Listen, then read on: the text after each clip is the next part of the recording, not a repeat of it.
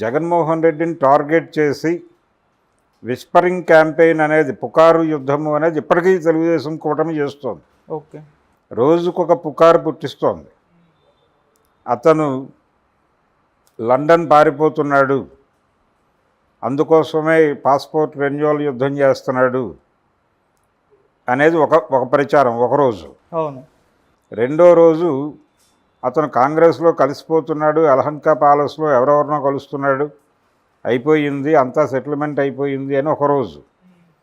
ఇలా ప్రతిరోజు రోజుకొక పుకారే. ఈ పుకారులో భాగంగానే ఆయన వరద బాధితులను కలవట్లేదు అని మాట్లాడుతున్నారు, కానీ ఆయన కలిశాడు, 2 సార్లు వచ్చాడు. అయితే తన ప్రజెన్స్ ఉండాల్సినంతగా లేదు అనేది వాస్తవం. అది వాళ్ళే ఫీల్ అవుతున్నారు. వైఎస్ఆర్సీపీకి అది ఆ పార్టీ బాగుండాలని కోరుకుంటున్నటువంటి శ్రేయోభిలాషులు కొంతమంది బహిరంగంగా వేరువేరు ప్లాట్ఫామ్స్ మీద తమ అభిప్రాయాలు రాస్తున్నారు. వాళ్ళు ఆ రాస్తున్న వాళ్ళందరూ కూడా ముక్తకంఠంతో చెబుతోంది. ఆయన కొత్త సలహాదారుని ఎవరో పెట్టుకుంటున్న సందర్భంలో కూడా చాలామంది వ్యాఖ్యానించింది ఏంటంటే, ఇది కాదు, మీరు ప్రజల్లోకి వెళ్ళి ప్రజల నుంచి సలహాలు పొంది ప్రజలు ఏం కోరుకుంటున్నారో అది చేయటం ద్వారా తిరిగి వాళ్ళ హృదయాలు గెలుచుకోండి. ఆ అవకాశం ఉంది మీకు. వాళ్ళు మీకు ఆ అవకాశం కల్పించడానికి సిద్ధంగా ఉన్నారు. వాళ్ళేమీ కూటమి వైపు కొట్టుకుపోయి లేరు అని చెప్తున్నారు. అది కొంచెం పట్టించుకోవాలి. ఆయన పట్టించుకోవడం లేదనే బాధ ఉంది చాలామందిలో. జగన్మోహన్ రెడ్డి గారు కొంచెం మారి ఆయన యాక్టివ్ అపోజిషన్ అనే టోన్ నుంచి ప్రొడక్టివ్ అపోజిషన్ వైపు తిరిగి, యాక్టివ్ అపోజిషన్ అంటే ప్రభుత్వం చేసినటువంటి ప్రతి నిర్ణయం మీద దాడి చేయటం, ప్రతి పని మీద అదే యాక్టివిటీగా మారిపోతుంది. అది కాదు చేయవలసింది. తను ఏం చేయాలో, తన పని ఏమిటో తను చేయాలి. గతంలో అలా చేసేవాళ్ళు. ఈ మధ్యకాలంలో అంటే చంద్రబాబు నాయుడు మొదలుపెట్టాడు ఈ యాక్టివ్ అపోజిషన్ అనే కాన్సెప్ట్. దాన్ని జగన్మోహన్ రెడ్డి కొనసాగిస్తున్నాడు. ఓకే. ఇది కాదు చేయవలసింది. కాంగ్రెస్ పార్టీ గతంలో ప్రతిపక్షంలో ఉన్నప్పుడు ప్రొడక్టివ్గానే వ్యవహరించేది ఉమ్మడి రాష్ట్రంలో. ఆ రోజులు ఒక్కసారి నెమరేసుకోవాలి. స్నో వైట్ భూముల్లో రైతులను గెంటేసినప్పుడు రాజశేఖర రెడ్డి ఎలా బిహేవ్ చేశాడు అనేది తెలుసుకోవాలి. అక్కడ ఉన్నటువంటి రైతులను రిహాబిలిటేట్ చేయడానికి అధికారంలో లేకపోయినా కాంగ్రెస్ పార్టీ చేసిన యాక్టివిటీ ఏంటనేది ఒక్కసారి వెళ్ళి చూస్తే ఆ జనాలు చెప్తారు, తెలుస్తుంది. అవి చేయటం ద్వారా ఆయన ఆ రోజున జనాల హృదయాలు గెలుచుకోగలిగాడు. అది చేయాలి ఇప్పుడు జగన్మోహన్ రెడ్డి. అది మానేసి ఇంకేదో చేస్తున్నాడు ఆయన.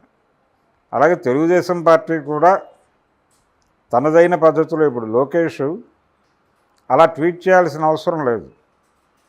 అంటే విజయవాడని హంసల దీవి దాకా ముంచేయాలనుకున్నాడు జగన్మోహన్ రెడ్డి. అంటే కృష్ణానది సముద్రంలో కలిసేదాకా ఉన్నటువంటి ప్రదేశం మొత్తాన్ని జలమయం చేసి జనాలందరినీ చంపేయటం కోసం కుట్ర పన్నాడు జగన్మోహన్ రెడ్డి అని ట్వీట్ చేశాడు ఆయన. ఆ లెవెల్ ట్వీట్ చేయక్కర్రా. మీరు గెలిచేశారు, అవతల పార్టీని 11 స్థానాలకి దింపేశారు అనేటువంటి ధైర్యం కనబట్టలేదు వాళ్ళల్లో. అంటే శత్రువుని గెలిచామనే ధైర్యం కనబట్టలేదు. ఒక పాత సామెత ఉంటుంది, పిరికివాడి కంటే క్రూరుడు ఉండడని. ఇప్పటికీ వీళ్ళ క్రూరత్వం చూస్తుంటే వీళ్ళల్లో పిరికితనం ఉందేమో అనిపిస్తుంది, అనుమానం వస్తుంది. అలా ఉంది కండిషన్. అందుకని కొంచెం ఆ పిరికి ప్రకటనలు మానేయాలి. అలాగే చంద్రబాబు గారు అమరావతిలో పాతేస్తా అన్నాడు. అది కూడా పెద్ద స్టేట్మెంటే. అలాంటి మాటలు మాట్లాడాల్సిన అవసరం లేదు. ఆయన ఇంకొంచెం హుందాగా వ్యవహరించవచ్చు. సో వాళ్ళు తప్పులు చేస్తున్నారు, ఈయన తప్పులు చేస్తున్నారు. ఇద్దరు జనాన్ని వదిలి సాము చేసే కార్యక్రమం ఇద్దరూ చేస్తున్నారు. వీరు ఎక్కువ, వారు తక్కువ కాదు. ప్రభుత్వ యంత్రాంగం కూడా ఈ వెసులుబాటును వినియోగించుకుని వాళ్ళ పద్ధతిలో వాళ్ళు జనాలను వేధిస్తున్నారు. అంటే సహాయ చర్యలన్నీ కూడా యాక్సెసిబిలిటీ ఉన్నటువంటి ఏరియాల్లో డంప్ చేస్తున్నారు తప్ప యాక్సెస్ లేనటువంటి ప్రాంతాలకు వెళ్ళి అందించాలనేటువంటి రిస్క్ కార్యక్రమాలు చేయటం లేదు అనే ఒక విమర్శ బాధితుల నుంచి ఉంది అక్కడ. దాన్ని అడ్రస్ చేయట్లా గవర్నమెంట్ ఇప్పటిదాకా. మేము ఇంటింటికి 10 సార్లు వెళ్ళి పాల ప్యాకెట్లు ఇస్తున్నామని చెప్తున్నారు. ఎక్కడ ఇస్తున్నారు వీళ్ళు? యాక్సెస్ ఉన్న చోట ఇస్తున్నారు. వద్దు మహాప్రభు అన్న తీసుకెళ్ళి పడేస్తున్నారు. ముందు సరుకు వదిలించడం వాళ్ళ ప్రోగ్రాం. అలా చూస్తున్నారు జనాలు. కానీ ఈ రోజుకి యాక్సెస్ లేనటువంటి ఏరియాలు ఉన్నాయి. రోడ్లు తెగిపోయి యాక్సెస్ లేని ఏరియాలకు వెళ్ళి అక్కడ అందించాలి. వాళ్ళు సఫర్ అవుతున్నారు. ఎవరు సఫర్ అవుతున్నారో వాళ్ళ దగ్గరికి వెళ్ళి ఇవ్వటంలో యంత్రాంగం ఇంకా సక్సెస్ఫుల్గా నడవట్లేదు. దాన్ని మానిటర్ చేసుకోవట్లేదు. సరుకు పంపించేస్తే సరిపోదు, వెళ్ళి చెక్ చేసుకోవాలి ఎవడికి అందుతోంది అని. వాడు నీడీనా కాదా అనేది చెక్ చేసుకోవాలి. అది చేయట్లా. దాని తాలూకా విమర్శలు ఉన్నాయి. అది చెక్ చేయట్లా వీళ్ళెవరు. జగన్మోహన్ రెడ్డి చెక్ చేయట్లేదు, ఆయన బాధ్యత కూడా అది. వీళ్ళు చెక్ చేయట్లేదు. అవన్నీ వదిలిపెట్టేసి పొలిటికల్ వార్ చేసుకుంటున్నారు ఇద్దరు. తలుపు చెక్కతో నువ్వొకటంటే తమలపాకుతో నేను ఒకటి అంటాను అన్నట్టు తయారైంది పరిస్థితి. ఇది మారాలి. ఇది మారితే తప్ప వీళ్ళెవరు ఈ ప్రస్తుతం ఉన్న కండిషన్ నుంచి బయటపడితే తప్ప ఆయనకి జనంలో విశ్వసనీయత పెరిగి తిరిగి అధికారంలోకి రావాలంటే ఖచ్చితంగా ఇప్పుడున్నటువంటి ధోరణిలో ఈ అసహనం నుంచి బయటకు రావాలి ఆయన. Okay, thank you so much sir. Thank you. ఈయన కొంచెం భిన్నంగా వ్యవహరిస్తూ వెళ్ళి కలిసి మాట్లాడుతున్నాడు, వాళ్ళకు ఓదార్పు కలిగిస్తున్నాడు. ఈ కలిగించే క్రమంలో కొంచెం ఓవర్ స్టేట్మెంట్స్ కూడా ఇస్తున్నాడు ఆయన. ఈ ఓవర్ స్టేట్మెంట్స్లో ప్రధానంగా మీ అధికారం ఉంది కాబట్టి మీరు ఈ అరెస్టులు చేస్తున్నారు, రేపు మేము అధికారంలోకి వస్తాం అంటే మేము అరెస్టులు చేస్తాం అనేది ఆ వాక్యం కంప్లీట్ సెన్స్.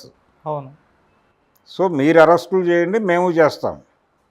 మీరు అధికారంలోకి వచ్చినప్పుడు మీరు అరెస్టులు చేయండి, మేము జైల్లోకి వెళ్ళిపోతాం. మేము అధికారంలోకి వచ్చినప్పుడు మీరు జైల్లోకి వెళ్ళిపోండి అన్న టోన్లో మాట్లాడుతున్నాడు ఆయన. ఒక పక్క జనాలు ఇంకా సఫర్ అవుతున్నారు. వరద ప్రభావం తగ్గి ఉండొచ్చేమో కానీ జనాలు కష్టాలు ఇంకా తీరలా పూర్తిగా. రకరకాల కష్టాలు ఉన్నాయి వాళ్ళకి. ఇళ్ళు దెబ్బతినటం మాత్రమే కాదు, ఇంట్లో వస్తువులు దెబ్బతిని కష్టాల్లో ఉన్నారు వాళ్ళు. కనీసం పనికి వెళ్ళేటువంటి పరికరాలు కూడా సరిగ్గా లేనటువంటి పరిస్థితి. అంటే స్కూటర్లు, బైకులు లాంటివి కూడా నాశనం అయిపోయినటువంటి పరిస్థితి ఉంది అక్కడ. సో ఈ రీహాబిలిటేషన్కి సంబంధించిన యాక్టివిటీలో తన శక్తులతో తాను కూడా దిగి పని చేయటం ద్వారా ఒక హక్కు సాధించుకోవటం జరుగుతుందనే విషయం మర్చిపోతున్నాడు ఆయన. మర్చిపోయి ఈ విమర్శల పర్వానికి తెరెత్తుతున్నాడు. వాళ్ళు కూడా ఇతన్ని టార్గెట్ చేసే దాడి చేస్తున్నారు. 2 బోట్లతో ప్రకాశం బ్యారేజ్ కూల్చివేయటం సాధ్యమవుతుందా, అలాంటి కుట్ర పన్నారా నిజంగానే, దానికి సంబంధించి ఒక కమిటీ వేయాలి కదా. ముందు అనుమానం వచ్చింది, ఓకే. అనుమానం రాగానే ఒక కమిటీ వేసి అధికారికంగా ఒక రిపోర్టు వెల్లడించి ఆ రిపోర్ట్ ఆధారంగా కదా మీరు అరెస్టులు చేయవలసింది. వేగ్గా ఎలా అరెస్టులు చేసేస్తారు అని ఎవరు కోసం చేయట్లా. అదొక విచిత్రమైన కండిషను. అది నడుస్తోంది అక్కడ. కేసు బుక్ అయింది ఆల్రెడీ. పైగా వాళ్ళ మీద రాజద్రోహ నేరం పెడతామని హోంమంత్రి గారు ఒక ప్రముఖ ప్రకటన వెలువరించారు అక్కడ.